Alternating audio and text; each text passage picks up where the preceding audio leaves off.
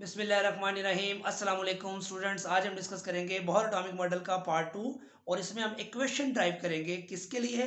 Radius of electron in nth orbit. कि अगर एक इलेक्ट्रॉन किसी भी nth ऑर्बिट यानी कि first orbit, second orbit, third orbit, किसी भी ऑर्बिट में इलेक्ट्रॉन जो है न्यूक्लियस के सराउंडिंग में रिवॉल्व कर रहा है, उसका न्यूक्लियस के साथ उसका जो डिस्टेंस होगा न्यूक्लियस और उसके दरमियान, उसको हम कहेंगे radius of electron revolving around the nucleus in nth orbit. ये हमने क्या करना है? कैलकुलेट करना है। इसकी हम इक्वेशन ही ड्राइव करेंगे जो बोहर के पास्टुलेट्स या पॉइंट्स को सामने रखकर ड्राइव की गई है, और ये मोस्ट इंपॉर्टेंट लॉन्ग क्वेश्चन है। तो आइए इसको स्टार्ट करते हैं।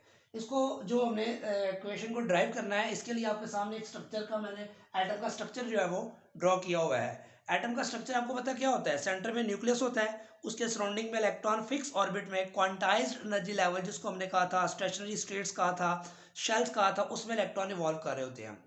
उस उसमें जो इलेक्ट्रॉन है न्यूक्लियस के बाहर होते हैं, और न्यूक्लियस के अंदर हमारे पास क्या होता है? न्यूट्रॉन्स और प्रोटॉन्स। और न्यूट्रॉन पे कोई चार्ज नहीं होता, तो इसका मतलब है कि न्यूक्लियस के अंदर अगर कोई चार्ज है, पार्टिकल है, तो वो प्रोटॉन है। तो प्रोटॉन के ऊपर चार्ज क्या होता है? ई पॉजिटिव हम लिखेंगे, और इलेक्ट्रॉन पे जो चार्ज होगा उसको ई नेगेटिव लिखेंगे। ई उसका मैग्नीट्यूड है, पॉजिटिव मतलब प्रोटॉन, ई के ऊपर नेगेटिव का मतलब इलेक्ट्रॉन। दोनों का मैग्नीट्यूड सेम होता है, ये आपने पढ़ा हुआ है 1.6 इंटू 10⁻⁻19 कूलम्स। चार्ज का मैग्नीट्यूड दोनों का सेम होता है, पॉजिटिव का मतलब प्रोटॉन का चार्ज, नेगेटिव का मतलब ई नेगेटिव का मतलब इलेक्ट्रॉन का चार्ज। अब आपको ये पता होना चाहिए कि कौन सी फोर्स है जो इलेक्ट्रॉन को सर्कुलर ऑर्बिट में मूव करवाती है, कौन सी अट्रैक्शन है जो न्यूक्लियस की तरफ वो फील करता है, जिस वजह से वो एक फिक्स ऑर्बिट में मूव करता है। तो ये जो न्यूक्लियस के अंदर जो प्रोटॉन है वो उसको अपनी तरफ अट्रैक्ट कर रहे होते हैं, क्योंकि आपको पता है opposite charges attract each other. तो न्यूक्लियस में कौन सा चार्ज है जो इलेक्ट्रॉन्स को अपनी तरफ अट्रैक्ट करता है? वो प्रोटॉन का चार्ज है। अब न्यूक्लियस में प्रोटॉन कितने हैं, इसके लिए हम फाइंड करते हैं न्यूक्लियर चार्ज। न्यूक्लियर चार्ज हमें कैसे पता चलता है? फर्ज करें एक प्रोटॉन है न्यूक्लियस में, उसका एटॉमिक नंबर अगर 1 है, तो आपको पता है एटॉमिक नंबर क्या होता है? Number of proton in the nucleus. अगर एक प्रोटॉन है तो 1 ई पॉजिटिव प्रोटॉन का चार्ज होगा। अगर दो प्रोटॉन है तो 2 ई पॉजिटिव न्यूक्लियर चार्ज होगा। अगर एटॉमिक नंबर 3 है, जैसे कि लिथियम है, उसमें 3 प्रोटॉन होंगे तो 3 ई पॉजिटिव उसका चार्ज होगा। अगर अगर किसी का एटॉमिक नंबर 10 है तो उसमें 10 ई पॉजिटिव न्यूक्लियर चार्ज होगा, जो इलेक्ट्रॉन को अपनी तरफ अटैक कर रहा होगा। तो यहाँ पे देखें जेड ई पॉजिटिव मैंने लिख दिया, यानी कि जितने प्रोटॉन हैं उतने ही पॉजिटिव चार्ज है। तो प्रोटॉन कितने होते हैं? एटॉमिक नंबर जितना होता है। तो जेड ई पॉजिटिव का मतलब जेड एटॉमिक नंबर है, जितने प्रोटॉन उतना ही ई पॉजिटिव चार्ज होगा। तो इसको हम लिख देंगे न्यूक्लियस के ऊपर जो चार्ज है वो है जेड ई पॉजिटिव। बाद में हम इसको हाइड्रोजन जब लेंगे तो इस जेड की जगह 1 आ जाएगा, उसका मतलब 1 प्रोटॉन का चार्ज होगा। लेकिन फिलहाल हम इसको जेड ई पॉजिटिव ले रहे हैं। अब इससे बाद हमें ये समझ आ गई कि न्यूक्लियर चार्ज है जेड ई पॉजिटिव, जो इस इलेक्ट्रॉन को अपनी तरफ अट्रैक्ट कर रहा है। एक ये भी एक चार्ज पार्टिकल, इसको समझ लें, इसको भी आप चार्ज पार्टिकल समझ लें। तो दो चार्जेस के दरमियान जो अट्रैक्शन होती है पॉजिटिव नेगेटिव की, उसको हम क्या कहते हैं? Electrostatic force. क्या कहते हैं? Electrostatic force of attraction.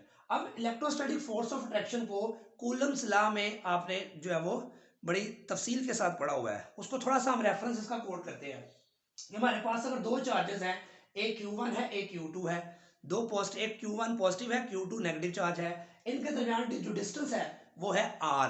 तो कूलम्स लॉ क्या कहता है कि इनके दरमियान जो फोर्स होगी वो कौन सी फोर्स होगी? इलेक्ट्रोस्टैटिक फोर्स ऑफ अट्रैक्शन होगी। ये कूलम्स फोर्स को कहेंगे आप, सी फॉर यहाँ पे कूलम्स फोर्स के लिए थोड़ी देर समझ लें। ये Q1 पॉजिटिव चार्ज और Q2 नेगेटिव चार्ज के दरमियान जो फोर्स होगी वो कूलम्स फोर्स होगी, इलेक्ट्रोस्टैटिक फोर्स ऑफ अट्रैक्शन होगी। और ये जो कूलम्स फोर्स है ये डायरेक्टली प्रोपोर्शनल होती है product of magnitude of charges Q1 and Q2। Q1 और Q2 चार्ज का जो मैग्नीट्यूड होगा उसकी प्रोडक्ट के डायरेक्टली प्रोपोर्शनल होगी। उसके बाद फिर उसने कहा कि इन दोनों चार्जेस के दरमियान डिस्टेंस कितना है? R। तो ये जो कूलम्स फोर्स होगी इन दोनों के दरमियान वो इनवर्सली प्रोपोर्शनल होगी square of the distance between the charges. जितना डिस्टेंस ज्यादा होता जाएगा उतनी फोर्स कम होती जाएगी, जितने दो चार्जेस करीब आते जाएंगे डिस्टेंस कम होने से उतनी कूलम्स फोर्स स्ट्रॉन्ग होती जाएगी। इसका मतलब ये हुआ इन दोनों का इसका रिलेशनशिप क्या होगा? इनवर्स। फिर इन दोनों क्वेश्चंस को आपने याद है, आपने कंबाइन करेंगे तो जो कूलम्स फोर्स आ जाएगी हमारे पास directly proportional to Q1 Q2 over R square आ जाएगा। ठीक हो गया। फिर प्रोपोर्शनल साइन जब खत्म करेंगे तो एक कांस्टेंट आता है 1/4 पाई एप्सिलॉन नॉट। इसको आपने याद रखना है कि जब आप प्रोपोर्शनली साइन खत्म करते हैं तो कांस्टेंट आ जाता है। वो कांस्टेंट क्या है, 1/4 पाई एप्सिलॉन नॉट, ये कांस्टेंट आ जाता है। यहाँ पे 4 कांस्टेंट है, पाई भी आपको पता है 22/7 कांस्टेंट है, और एप्सिलॉन नॉट क्या है, इसको मैं यहाँ पे लिखूं, अगर एप्सिलॉन जीरो भी कहते हैं इसको हम, एप्सिलॉन जीरो या एप्सिलॉन नॉट। एप्सिलॉन नॉट इसका मतलब क्या होता है, वैक्यूम परमिटिविटी। क्या मतलब होता है इसका, एप्सिलॉन नॉट को क्या बोलते हैं, वैक्यूम परमिटिविटी। ये आपने फिजिक्स में शायद कहीं पढ़ा हो कि परमिटिविटी क्या होती है, इसको थोड़ा सा देख लेते हैं। कहता है ये Q1 और Q2 जब दो पॉजिटिव और नेगेटिव चार्ज एक दूसरे के करीब होते हैं तो एक दूसरे को अट्रैक्ट करते हैं। तो पॉजिटिव चार्ज से नेगेटिव चार्ज की तरफ या नेगेटिव चार्ज से पॉजिटिव चार्ज की तरफ इलेक्ट्रिक लाइंस मूव करती हैं, जिससे वो एक दूसरे को अट्रैक्ट करते हैं, जिसको हम इलेक्ट्रिक फील्ड भी कहते हैं। तो दरमियान में अगर उनके कोई मीडियम है, तो वो जो मीडियम है उनके दरमियान, वो उनकी जो ट्रांसमिशन है, इलेक्ट्रिक लाइंस की जो ट्रांसमिशन है पॉजिटिव से नेगेटिव की तरफ, नेगेटिव से पॉजिटिव की तरफ, वो मीडियम उसको अफेक्ट करेगा। फर्ज करें 100 लाइन जा रही हैं, लेकिन मीडियम जो दरमियान में है वो उसको 10, 20, 30 को एब्जॉर्ब कर लेता है, जो रिमेनिंग है उसको जाने देता है। इसका मतलब है परमिटिविटी ऑफ मीडियम का मतलब क्या होगा कि दरमियान में जो मीडियम है पॉजिटिव नेगेटिव के दरमियान, वो जो इलेक्ट्रिक लाइंस है, इलेक्ट्रिक फील्ड है, उसकी जो ट्रांसमिशन है उसको अफेक्ट करता है। तो अगर मीडियम कोई नहीं है तो उसको हम कह देंगे वैक्यूम परमिटिविटी। वैक्यूम परमिटिविटी का मतलब यहाँ पे एप्सिलॉन नॉट जीरो, मतलब दरमियान में कोई मीडियम नहीं है, यानी कि इस न्यूक्लियस और इस इलेक्ट्रॉन के दरमियान में कोई मीडियम नहीं है।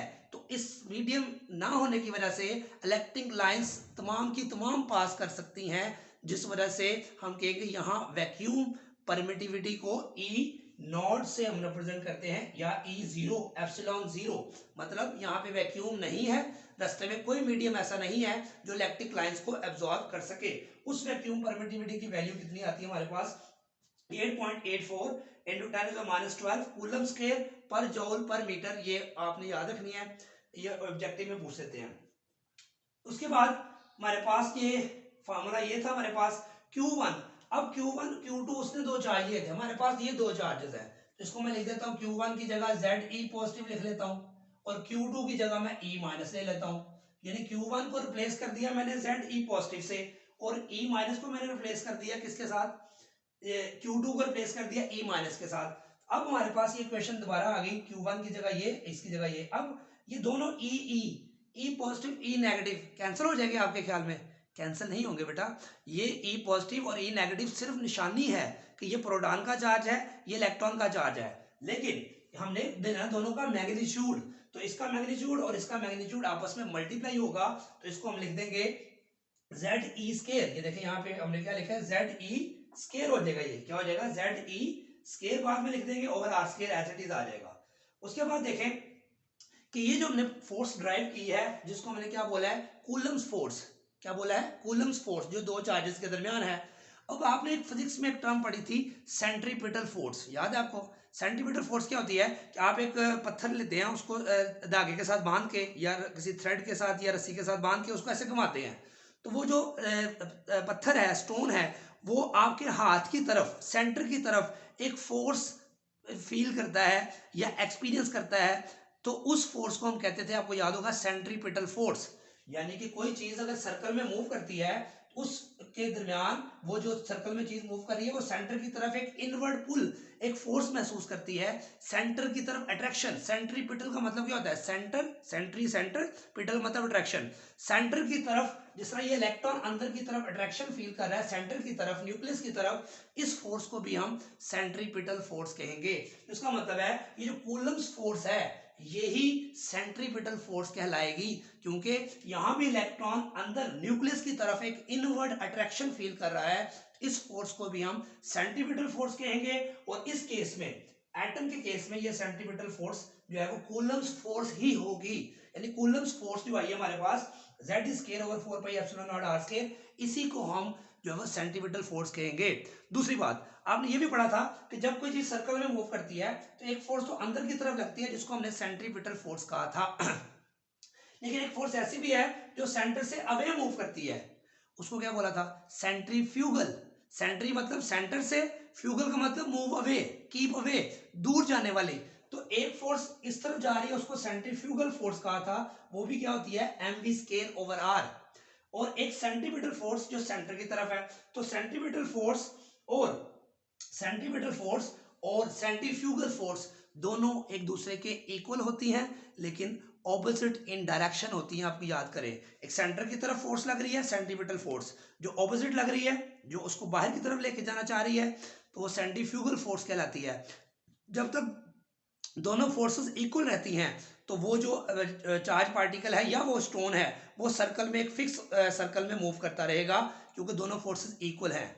तो इसका मतलब यहाँ पे सेंटीमीटर फोर्स और सेंट्रीफ्यूगल फोर्स इक्वल होंगी। सेंटीमीटर फोर्स को मैंने यहाँ क्या लिया है, कूलम्स फोर्स, क्योंकि यहाँ पे अंदर की तरफ जो फोर्स लग रही है वो इलेक्ट्रोस्टैटिक फोर्स है, जिसको मैंने कूलम्स फोर्स कहा है। और एक फोर्स जो ऑपोजिट लग रही है वो सेंट्रीफ्यूगल फोर्स है, mv स्क्वायर ओवर आर। अब जस्ट यहाँ तक बहुत इंपॉर्टेंट क्वेश्चन था, समझने वाला था, अंडरस्टैंडिंग वाला था। आगे जस्ट हमने जो है वो मैथमेटिकल डेरिवेशन करनी है। तो मैंने भी बताया कि सेंटीमीटर फोर्स और सेंट्रीफ्यूगल फोर्स क्या हो जाएगी, इक्वल हो जाएगी इस केस में। तो सेंटीमीटर फोर्स हमने कौन सी कहा है, कूलम्स फोर्स, तो ये वैल्यू लिख देंगे z square over 4 pi epsilon not r square. और यहाँ ये हमारे पास सेंट्रीफ्यूगल फोर्स है mv स्क्वायर ओवर r। यहाँ पे मैंने जो r है उसको आपने देखा है कि ब्लू कलर से शो किया है, ताकि आपको डिफरेंशिएट कर सकूं कि हमने फाइंड क्या करना है, r तो फाइंड करना है रेडियस। तो यहाँ पे दो r है, एक इधर है एक इधर है, तो जस्ट इनको क्रिएट किया। ये r का स्क्वायर इस r से क्या हो जाएगा, कैंसिल हो जाएगा। यानी कि अगर मैं कहूं ये स्क्वायर जो है इस r से क्या हो गया, कैंसिल हो गया। तो बाकी इक्वेशन क्या बचेगी, सारी इक्वेशन एज इट इज लिख देनी है। देखिए जरा क्या हुआ, z square as it is over 4 pi epsilon naught, ये r का स्क्वायर खत्म हो गया, नीचे सिर्फ r रह गया, दूसरी तरफ क्या बचा mv स्क्वायर, क्योंकि ये r तो कैंसिल हो चुका है। तो देखिए बड़ी सिंपल सी इक्वेशन हमारे पास ये आ गई है। अब इसी क्वेश्चन को मैंने दोबारा यहां लिखा है, सिर्फ क्या किया है, इसको इधर लिख दिया, इसको इधर लिख दिया, और कुछ भी नहीं किया, कोई फर्क तो नहीं पड़ेगा इससे। अब क्या करना है, हमने इस रेडियस फाइंड करना है ना, तो इसको इस साइड पे लेके आना है, इसको नीचे ले आना है, और कुछ भी नहीं किया, कोई भी आगे चेंजिंग नहीं करनी। ये स्टेप यहां तक जिस बच्चे ने समझ लिया, आगे जस्ट मैट्रिक में जो मैथ नहीं पढ़ते थे आप, इस वैल्यू को उधर ले गए, इस वैल्यू को इधर ले गए, सिर्फ रीअरेंजमेंट्स करनी है, सिंप्लीफिकेशन करनी है, सब्स्टिट्यूशन करनी है।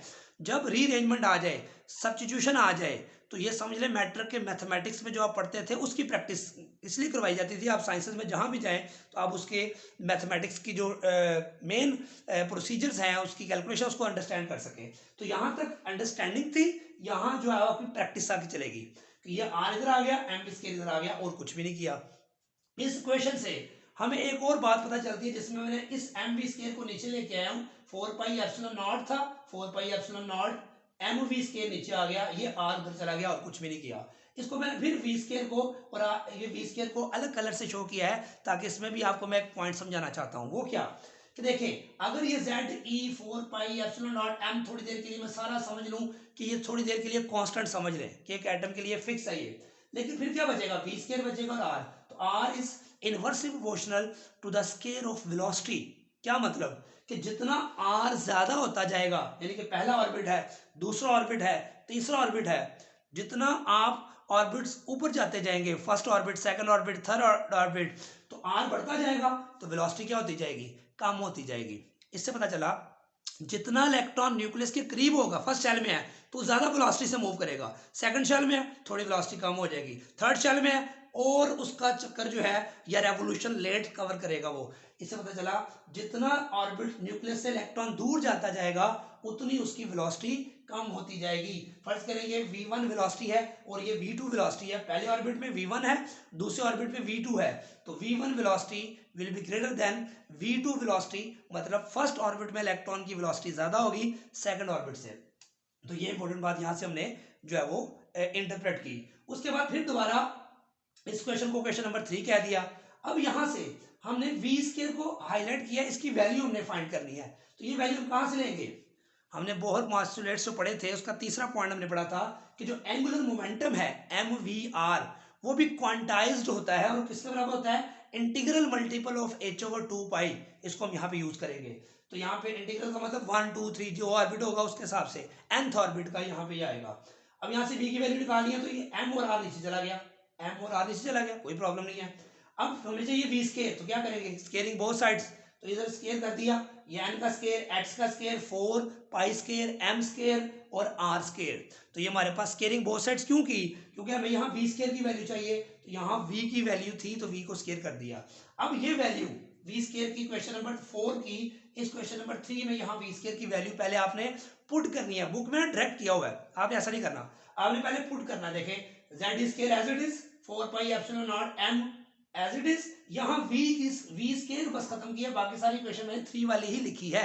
बस v स्केयर की ये वैल्यू जो ये आई थी यहाँ पे सब्स्टिट्यूट की है, अभी कोई कैंसिल आउट नहीं किया, जस्ट पुट किया है। आपने भी ऐसे ही करना है, पहले आप पुट करेंगे वैल्यू, फिर कैंसिलेशन करेंगे, फिर गलती के इम्कानात कम हो जाएंगे। अब देखें क्या हुआ, अब यहाँ ये 4 नीचे है, ये भी 4 है, तो ये 4 इस 4 से क्या हो जाएगा कैंसिल। ये पाई स्केयर है, तो ये स्केयर इस पाई से क्या हो जाएगा कैंसिल। उसके बाद ये पाई m स्केयर है, ये m का स्केयर, ये जो स्केयर है इस m से कैंसिल हो जाएगा। तो बाकी क्या बचेगा देखें, अब ये नीचे बचे 4 कैंसिल हो गया, पाई का स्केयर कैंसिल हो गया, एक पाई बच गया, ये पाई ऊपर चला जाएगा, z स्केयर के साथ पाई आ गया। इस तरह ये m का स्केयर था, एक m कट गया इसके साथ, एक m नीचे बच गया, जो डिनोमिनेटर के डिनोमिनेटर में वैल्यू होती है वो ऊपर चली जाती है, तो ये m जो है इधर ऊपर आ जाएगा पाई के साथ। इसी तरह ये r स्केयर किसी से कटा नहीं है, ये एज इट इज पूरा ऊपर चला जाएगा, तो ये r स्केयर साथ आ गया। नीचे क्या बचेगा, ये 4 कट चुका है, ये पाई कट चुका है, एप्सिलॉन नॉट बचा और साथ ये n बचा और ये h बचा, क्योंकि ये पाई भी कट चुका है, m भी कट चुका है, पाई भी कट चुका है, तो n स्केयर h स्केयर सिर्फ बचेगा। तो ये हमने क्या किया है, सिंप्लीफाई किया है। सिंप्लीफाई करने का मतलब जो चीजें कैंसिल होती थी उनको कैंसिल कर दिया, जो बच गई उनको सिर्फ रीअरेंज किया है। दोबारा देखें, ये 4 से कैंसिल, ये पाई स्केयर से कैंसिल, ये m भी स्केयर से कैंसिल, तो ऊपर z square as it is है, नीचे पाई बच गया था और क्या बचा था यहाँ पे m और ये r स्केयर, ये ऊपर चला जाएगा, फिर ये पाई m r से ऊपर आ गया। नीचे क्या बचा, ये भी कैंसिल हो चुका है, ये भी कैंसिल हो चुका है, ये भी कैंसिल हो चुका है, तो क्या बचा epsilon not n square h square. तो ये क्वेश्चन जो हमारे पास आ गई है r की, तो यहाँ फिर देखें ये r स्केयर को मैंने अलग कलर से शो किया है और इधर भी r है, ताकि आप 2 r हैं, इनमें से एक r को हम क्या करेंगे कैंसिल करेंगे। तो देखते हैं इसके आगे क्या होगा हमारे पास। ये r देखें, वही क्वेश्चन मैंने दोबारा यहाँ पे लिख लिया है, बस ये वाला फैक्टर मैंने उधर लिख दिया है, वो वाला फैक्टर इधर लिख दिया और कुछ भी नहीं किया। अब क्या होगा, ये r फिर ये स्केयर है, तो ये r इस r से कैंसिल हो जाएगा। अब फिर अरेंजमेंट करनी है, तो ये r बच गया इधर, तो ये वाला फैक्टर सारा इधर ले जाएंगे ऊपर, देखिए epsilon not n square h square ऊपर आ गया, और इस r के साथ ये जो सारा फैक्टर था वो इस तरफ नीचे आ गया। क्यों, क्योंकि यहाँ पे r है, इसको मैं सेपरेट करना चाहता हूँ, बाकी सारी वैल्यूज को दूसरा लेके जाना है, तो r के साथ जो फैक्टर मल्टीप्लाई हो रहा है वो आगे डिवाइड हो जाता है, जो r से डिवाइड हो रहा है वो फैक्टर को इधर आके मल्टीप्लाई, जैसे क्रॉस मल्टीप्लाई आप करते हैं, तो ये सारा factor epsilon not n square h square ऊपर आ गया, ये z स्क्वायर पाई m नीचे आ गया।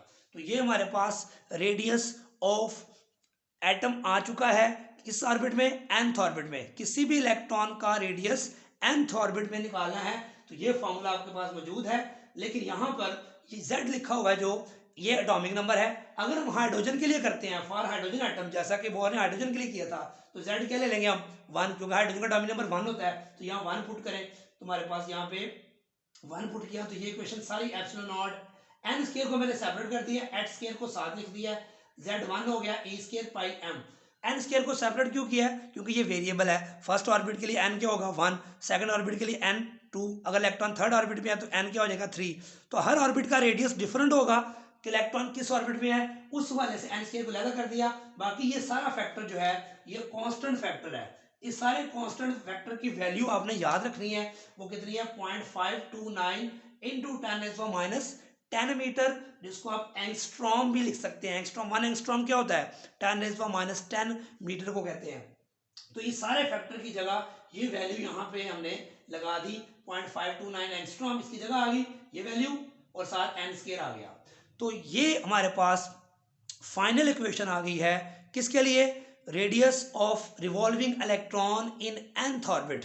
किसी भी nth ऑर्बिट में इलेक्ट्रॉन का रेडियस फाइंड करना है आपने हाइड्रोजन एटम के लिए, यहाँ n की वैल्यू पुट करें और आंसर हासिल करें। फॉर एग्जांपल आप पहले ऑर्बिट का रेडियस फाइंड करना चाहते हैं कि इलेक्ट्रॉन पहले ऑर्बिट में है न्यूक्लियस के सराउंडिंग में, तो यहाँ n की जगह 1 पुट करेंगे, तो 1 का स्क्वायर पुट करेंगे तो यही आंसर आ जाएगा R1 का, क्योंकि 1 को 1 से मल्टीप्लाई करेंगे फर्क नहीं पड़ता।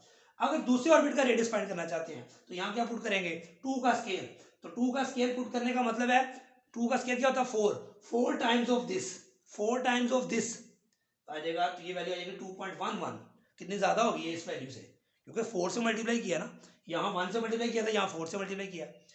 अब थर्ड ऑर्बिट का रेडियस फाइंड करना चाहते हैं, तो n की जगह क्या पुट करेंगे 3, जब 3 पुट करेंगे तो 3 का स्क्वायर क्या होता है 9, 9 टाइम्स ऑफ दिस वैल्यू आ जाएगी 4.7, और ज्यादा होगी, यानी कि पहली वैल्यू कम थी, दूसरी वैल्यू R2 ज्यादा हुआ और R3 और ज्यादा हो गया। R4 कैसे निकालेंगे, यहाँ n की वैल्यू 4 पुट कर देंगे, तो 4 का स्क्वायर क्या होता है 16, तो 16 टाइम्स ऑफ दिस।